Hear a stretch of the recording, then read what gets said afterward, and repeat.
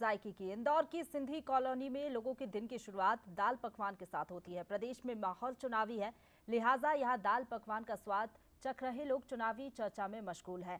Sindhi colony Indore की विधानसभा 4 का हिस्सा है। यहाँ 40,000 सिंधी वोटर हैं। पिछले 30 सालों से इस सीट पर बीजेपी का कब्जा है, लेकिन इस बार कांग्रेस ने सिंधी प्रत्याशी को उतारकर मुकाबले को दिलचस्प बना दिया। ऐसे में देखना रोचक होगा कि सिंधी समाज इस बार किस पार्टी का साथ देता है।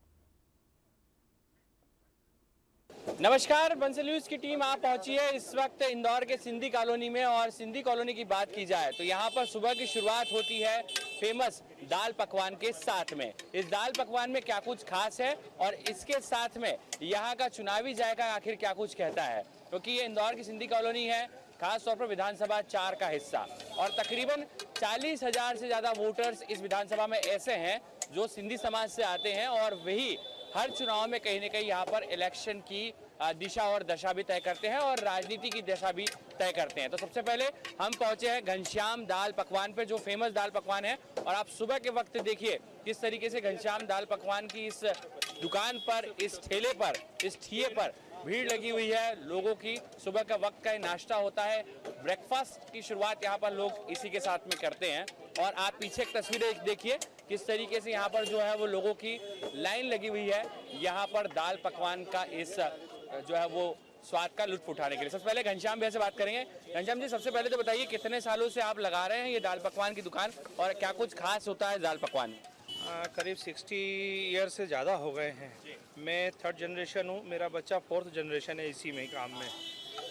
मतलब पीढ़ी दर पीढ़ी हमारा काम ये चला आ रहा है। ये दाल रहती है 2 प्रकार की, मूंग, चटनी वटनी, प्याज, मिर्ची, मसाले, ये सब रहते हैं।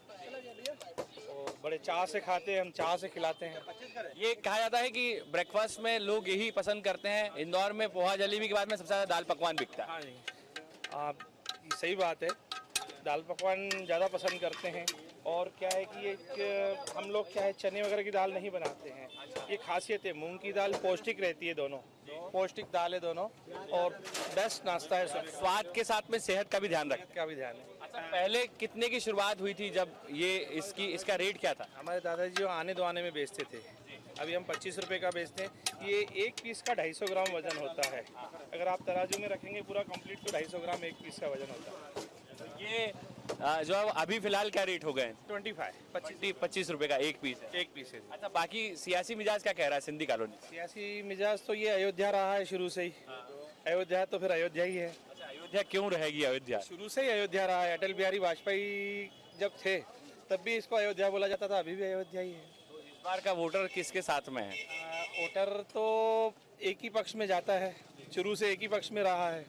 बाकी अब थोड़ी नाराजगी रहती है तो वो दूर हो जाएगी कभी ना कभी। अच्छा, इस बार तो जो है वो कांग्रेस से सिंधी समाज के एक व्यक्ति खड़े हुए हैं, तो वो फैक्टर कुछ काम आएगा इस इलेक्शन में? कभी ना कभी तो बीजेपी को सिंधी समाज के लिए सोचना ही पड़ेगा। हाँ, आज न कल सोचना पड़ेगा। समाज से समाज जिताते आ रहा है, क्या हमेशा सोचा नहीं गया क्या? ये लंबे समय से जो जिताता आ रहा है, कभी ना कभी तो सोचना पड़ेगा बीजेपी को। चलिए, ये बातों में घनश्याम भैया बता रहे हैं। चलिए, और भी कुछ लोग हैं यहाँ पर लुत्फ उठा रहे हैं। सर, सुबह का नाश्ता तो हो गया है और इसी नाश्ते के साथ में सियासत की बात भी होती है, तो सर क्या कुछ कह रहा है विधानसभा 4 का मिजाज? विधानसभा हमेशा भारतीय जनता पार्टी के साथ रहा है, अयोध्या कहा जाता है, और समाज हमेशा भारतीय जनता पार्टी के साथ ही रहा है आज 60 साल से, और हमेशा रहेगा। ऐसी कोई बात नहीं है कि यहाँ कुछ ऐसा कोई समाज के 2 लोगों को टिकट मिली है तो ऐसी कोई विशेष नाराजगी समाज में नहीं है, कुछ भी नहीं है। इस बार राजा मंदवानी है और सामने है मालिनी गौड़।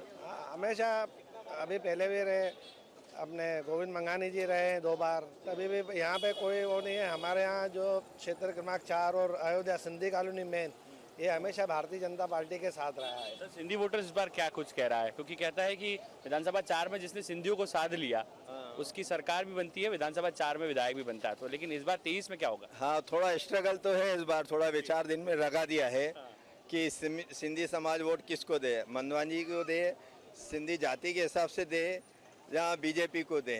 थोड़ा विचार दिन रहेगा इस बार, थोड़ा स्ट्रगल ज़्यादा रहेगा इस बार। वोटर्स भी थोड़ा कंफ्यूज हो गया है, सिंधी वोटर्स। जी, बिल्कुल कंफ्यूज रहेगा कि क्या करना चाहिए। अब लास्ट मोमेंट पे क्या बटन दबा रहा है ये मालूम नहीं पड़ेगा। चलिए, देखिए यहाँ पर ये तो बात यहाँ के लोगों की हो गई। हम पीछे आप देखें, ये यंगस्टर्स की एक टोली यहाँ पर मौजूद है और कहते हैं यूथ यहाँ पर खास तौर पर सुबह सुबह का स्वाद लेने के लिए आता है। चलिए बातचीत भी करेंगे। आप लोग टेस्ट ले रहे हैं दाल पकवान का? जी बिल्कुल। हमेशा आते हैं? हाँ हाँ, मतलब यहीं पे स्टूडेंट है तो मतलब पहला दिन का नाश्ता यही होता है। ये देखिए यहाँ पर पीछे आप माहौल पूरी तरीके से यंगस्टर्स हैं और खास तौर पर सर स्वाद ले रहे हैं आप दाल पकवान का? जी बिल्कुल, क्या कुछ खास है इसमें? बहुत टेस्टी है। फर्स्ट टाइम खा रहा हूँ पर अच्छा फर्स्ट टाइम खा रहे हैं जी जी वर्थ आप? इलेक्शन कैसे देखते हैं आप लोग? इलेक्शन। वोट देंगे आप लोग? जी बिल्कुल। कहाँ से हैं आप लोग? बड़वानी। अच्छा बड़वानी से हैं आप। क्या कुछ फैक्टर है इस बार मध्य प्रदेश में युवा क्या कुछ दिखता है इलेक्शन को लेकर? इस कैसा होना चाहिए नेता? नेता वैसा ही जो युवाओं को समझे, उनकी नीड को समझे कि क्या चाह रहे हैं और क्या हो सकता है, और अब देखते हैं क्या होगा।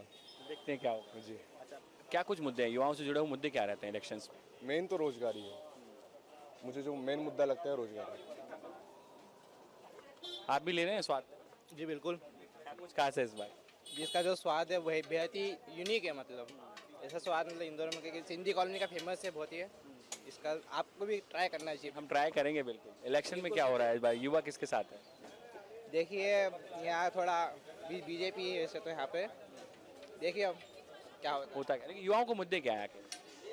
सबसे पहले तो रोजगार सर्वप्रथम। जैसा कि आप देख रहे हैं कि पहले जनसंख्या इतनी और उसके बाद भी कुछ हो नहीं रहा है, तो मेन तो रोजगार ही है।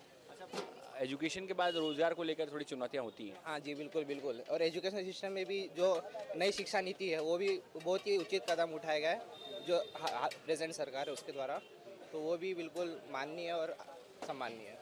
धन्यवाद। चलिए देखिए यहाँ पर दो खास तौर पर वोटर्स हैं और हमने सिंधी समाज के वोटर्स से भी बातचीत की है। उनका कहना है कि एक तरफ सिंधी समाज के प्रत्याशी हैं कांग्रेस से, उसको लेकर कन्फ्यूजन जरूर है क्योंकि कहा यही जाता है कि विधानसभा 4 में लंबे समय से जो बीजेपी का राज है तो सिंधी समाज को जिसने यहाँ पर साध लिया वही नहीं कहीं ना कहीं यहाँ पर विधानसभा में अपना जो है वो झंडा बुलंद करने में कामयाब होता है। लेकिन 2023 के मिशन में आखिर ये सिंधी समाज किसका साथ देगा ये भी देखना दिलचस्प होगा। फिलहाल धीरज पगारे के साथ पीयूष पारे, बंसल न्यूज, इंदौर। और छत्तीसगढ़ में इस बार की दिवाली खास